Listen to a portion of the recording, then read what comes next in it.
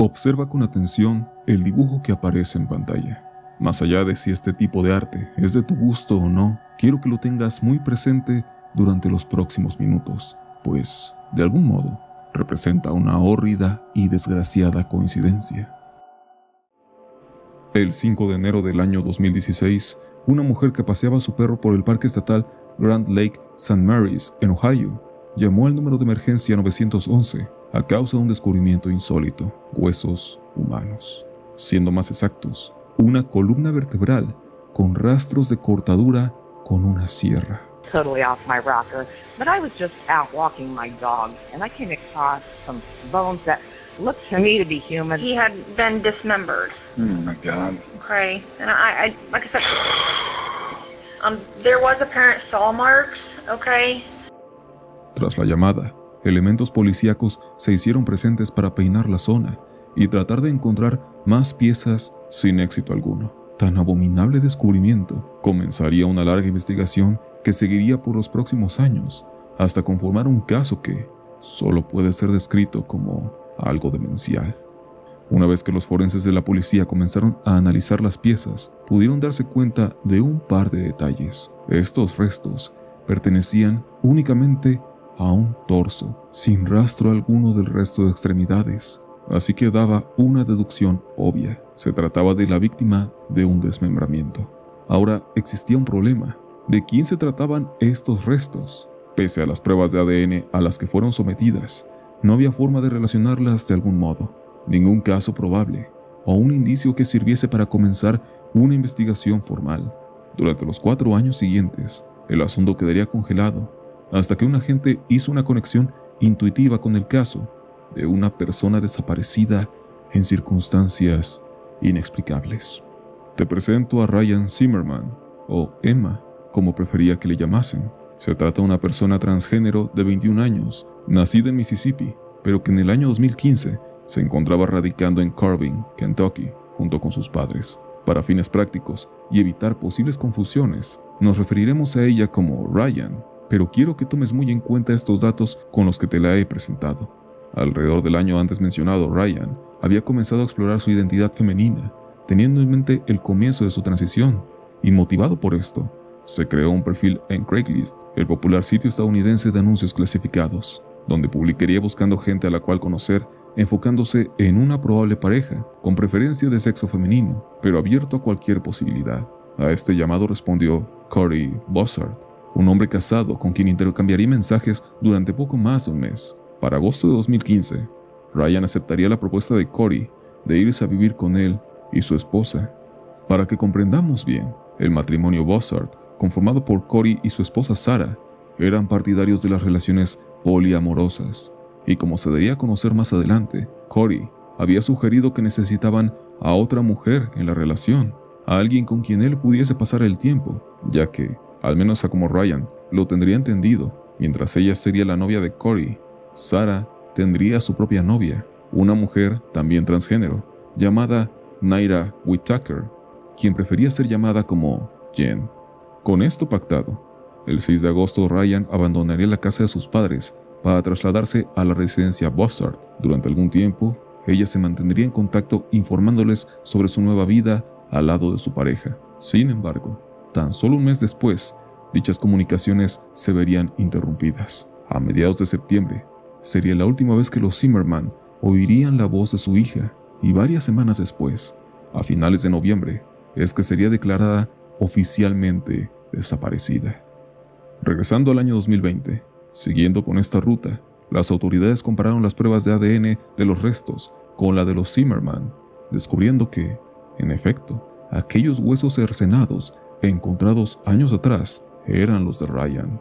La noticia, tan ominosa, le tuvo que ser revelada a sus padres, quienes, lejos de encontrar alivio por el paradero de su hija, ahora tenían que afrontar el profundo desconcierto de que solo había sido localizada una parte y que de algún modo había sido víctima de una liquidación abominable. Pero esto solo iría empeorando cada vez más. Con una ruta más clara para trabajar, la policía iría tras el rastro de los Bossard, que eran los últimos con los que Ryan había compartido, pero ahora la pareja estaba separada, o para ser más exactos, Sarah y Jen ahora vivían juntas en casa de la madre de Sarah. Nacida en 1991 en Indiana y graduada en 2014 de una licenciatura del Colegio de Arte y Diseño de Columbus, en Ohio, Sarah había comenzado a vivir con Corey desde muy joven, y pasado un tiempo, ambos comenzaron a explorar la posibilidad de involucrar a más personas en la relación. Ella había conocido a Jen desde mediados del año 2014, así que para cuando Corey les presentó a Ryan, las chicas ya llevaban un rato saliendo juntas. Como suele suceder con muchos artistas, Sarah compartía su trabajo en internet, destacándose su página de Facebook y página web, donde actualizaba constantemente entre los pocos seguidores fieles a sus obras, aunque también le servía como un medio para ser contratada para ciertos trabajos. La última actualización en la página de Facebook de Sarah tomaría lugar el 24 de agosto del 2021, y es bastante peculiar pensar todo lo que ya había pasado para este punto.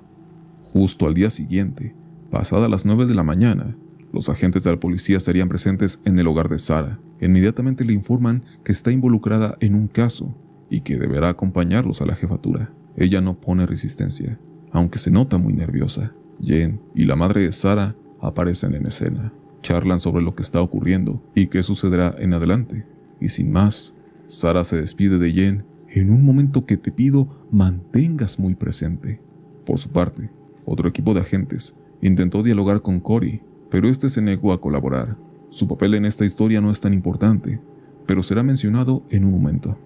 En un primer interrogatorio, Sarah habla con los investigadores de la policía de Ohio, revelando algunos datos, como la clase de relación amorosa que mantenían ella y Corey, y el por qué decidieron involucrar a otras personas. Llega a mencionar puntos interesantes, como que el tema de la transición de Ryan parecía ser algo muy íntimo y que no había hablado con gente de su entorno, más que con Corey, y por extensión con ella y Jen, y en algún momento se puede comprender que Corey no estaba del todo de acuerdo con la relación establecida de Sarah y Jen, por lo cual presionó para que alguien más se integrara. Sarah menciona que no estaba de acuerdo con que Ryan se mudase con ellos, pero ya que Jen estaba viviendo también en el lugar, no había forma de negarse a la petición de Corey.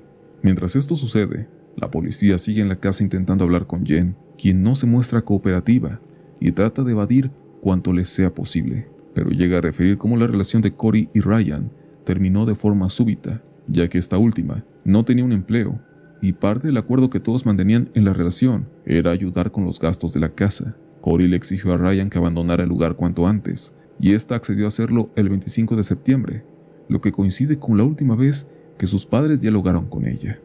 Sarah evita dar más detalles, aludiendo a no recordar con claridad los hechos, diciendo cosas contrarias a lo que Jen revela por su parte, pero básicamente, a criterio de ambas, Ryan era una persona desagradable, con una perspectiva pesimista de la vida y sin deseos tangibles de mejorar su situación de algún modo, que esto mismo fue lo que hizo que Corey se hartara de ella y se fuese a hospedar a un hotel con otra pareja, dejándoles el problema a ellas. Los investigadores le preguntan sobre el auto de Ryan, a lo cual ella asevera no tener mucha idea del mismo, pero este detalle irá empujando la cruda verdad. Y es que entre todo el cúmulo de movimientos, la policía llegó a dar con el auto de Ryan, el cual había sido dejado abandonado de una manera inconsistente. Mientras Sarah menciona que creyó que Ryan se había llevado su vehículo cuando se fue, vecinos del lugar que compartieron los 4 individuos mencionaron que vieron el coche estacionado en el lugar destinado y que después una grúa se encargaría de llevárselo. Cual fuese el caso, el auto había sido encontrado con el tanque de gasolina lleno y varias pertenencias de Ryan en él. Regresando al interrogatorio y resumiendo mucho de lo ocurrido, tanto Sarah como Jen revelan más de su desagrado por Ryan, por su actitud pasiva y retraída. En el caso de Jen, destacando lo fastidioso que le resultaba que hubiesen traído a otra persona transgénero a la relación. Todo esto es importante, pero recordemos que en este momento ambas ignoran por completo el verdadero motivo por el cual están siendo interrogadas. Cuando de ambos lados, los agentes revelan que Ryan está muerta y necesitan ayuda con el caso, la actitud de ambas cambia de forma notoria, más cuando se les tiende una pequeña trampa de que Corey había contradicho las versiones de ambas, cosa que, como adelanté, no ha sido así. Sumado a esto, el trabajo policial previo dio con el viejo coche que Sarah manejaba durante aquel 2015, el cual luego vendió. Cuando este fue rastreado e inspeccionado, a pesar de que la cajuela había sido limpiada y retapizada, se encontraron rastros de sangre que podían indicar lo peor. Y es aquí donde la locura se hace presente. Un mes antes de que la policía hablara con Sarah y Jen, mientras elaboraban el caso, se hizo una inspección al apartamento donde todos habían vivido en conjunto, aún después de 6 años desde que lo habían habitado, y con nuevos inquilinos en él. Un líquido especial arrojó pequeños rastros de sangre en el suelo del baño. Esto, sumado a las peculiaridades de ambos vehículos antes referidas, ya le decían a los policías qué podían esperar, pero aún así, ninguno de ellos estaría listo para lo siguiente. Ambas mujeres se fueron viendo acorraladas por la presión de las pruebas. Cuando Sarah es confrontada con el historial de búsqueda de su teléfono móvil, que explícitamente muestra cosas como cortar la vena yugular o arrancar un vehículo del mismo modelo que el de Ryan, ella comienza a decir que lo atacó mientras salía del baño, que lo golpeó en la cabeza para noquearlo y lo estranguló, y que una vez que se dio cuenta de lo que había pasado, optó por intentar deshacerse del cuerpo, y para ello procedió a rebanarlo valiéndose de una sierra que estaba entre sus herramientas. Lo cortó dentro de la bañera de forma metódica en cada una de sus extremidades, como codos, muñecas, rodillas. Esta primer confesión es escalofriante, pero resalta cómo Sarah alega que Jen nunca tuvo nada que ver con el despedazamiento del cuerpo de Ryan, aunque sí se enteró de lo sucedido. Pero paralelo a esto, en la casa, los policías que hablan con Jen le revelan que su novia está contando toda la verdad y no hay escapatoria alguna. Sarah continúa su horrible relato, diciendo que una vez que tuvieron los restos de su víctima rebanados, los introdujeron en distintos contenedores de plástico para comida, los cuales metieron en la cajuela del auto de Ryan. El propósito original era conducir el vehículo un par de estados y dejarlo abandonado, pero tras detenerse a cargar gasolina, este se negó a arrancar, así que tuvieron que maniobrar rápido, llamar a una grúa para que lo regresara al apartamento, y de ahí mover todos los recipientes con los restos del auto de Sarah e irse deshaciendo de todos ellos en cualquier lugar que les pareciera conveniente. Corey no se enteraría de esto, pero estaría muy molesto, ya que Sarah habría apagado el teléfono y desaparecido por varias horas mientras hacía todo esto. Y de hecho, algo mucho más mórbido vendría acompañado de este dato. Pero regresando al álgido interrogatorio hacia Jen, uno de los investigadores que hablaba con Sarah se traslada rápidamente al domicilio de ambas. El arresto es inevitable. Hay un breve intercambio de diálogo ante el cual ella parece imperturbable, pero antes de que puedan acercarse a ella para arrestarla, Jen, que venía sosteniendo una bolsa desde un principio, saca un arma y se dispara en la cabeza enfrente de todos los presentes, liquidándose en un instante y dejando a Sarah totalmente sola en esta situación. Sarah no volvería a ser libre. Llegados a este punto, es muy probable que pienses que algo no está bien aquí. Después de todo, el que una persona sea sumisa e irresponsable, como tal parece ser el caso de Ryan, no parece ser motivo suficiente para acabar con ella de un modo tan grotesco. Y en efecto, había otro motivo, pero créeme que ni de lejos llega a ser suficiente. Ya en prisión, en enero de 2022, Sarah daría otra confesión a las autoridades, con una versión que hace que todo se vuelva mucho más enfermizo. Sarah revelaría que Jen siempre fue la clase de persona que fantaseaba con la idea de eliminar a alguien y que el caso con Ryan era especial, pues, a sus ojos, ella no se estaba tomando su transición en serio. Ryan seguía vistiendo y actuando como un varón. Para Jen, no era una verdadera persona trans y que desde un inicio había maquinado un plan para deshacerse de ella. Fue Jen la que se encargó de conseguir todos los insumos necesarios para cometer el crimen, incluyendo la sierra con la cual rebanaron el cuerpo, y químicos para elaborar un gas venenoso. Jen fue quien cortaría la cabeza de Ryan, la metería en una bolsa negra y la pondría en el congelador para deshacerse de ella después. Esta fue cubierta por bolsas de verduras y otros alimentos, de tal modo que la cabeza estuvo ahí incluso cuando Corey aún vivía con ellas, y la movieron consigo una vez que se mudaron. Entre ambas, repartieron los demás restos en distintas zonas a bordo del auto, entre ellos la propia columna vertebral que fue encontrada en aquel parque donde comenzó todo esto. Pero el asunto con la cabeza de Ryan no había terminado, pues esta habría estado todo este tiempo en la propia casa de la madre de Sarah, dentro de una caja que guardaba una olla, misma que al ser revisada por la policía se descubrió que contenía una espesa sopa putrefacta en la que al fondo estaba un cráneo humano. Sarah fue condenada a cadena perpetua acusada de 18 cargos criminales, entre los que se encuentran asesinato, manipulación de pruebas, maltrato de un cadáver y robo. En un inicio, se planteó la sentencia de muerte, pero pudo negociar con la fiscalía y podrá optar por libertad condicional luego de 30 años, es decir, en 2051. Cuando ocurrieron los hechos, todos los implicados oscilaban en edades de entre los 22 y 25 años. Sarah recién había cumplido los 30 cuando fue detenida. Según sus propias palabras, sabía que su vida estaba arruinada en el momento en que eliminó a Ryan. Pero, si esto era así, ¿qué lleva a una persona a colaborar en un hecho tan degenerado?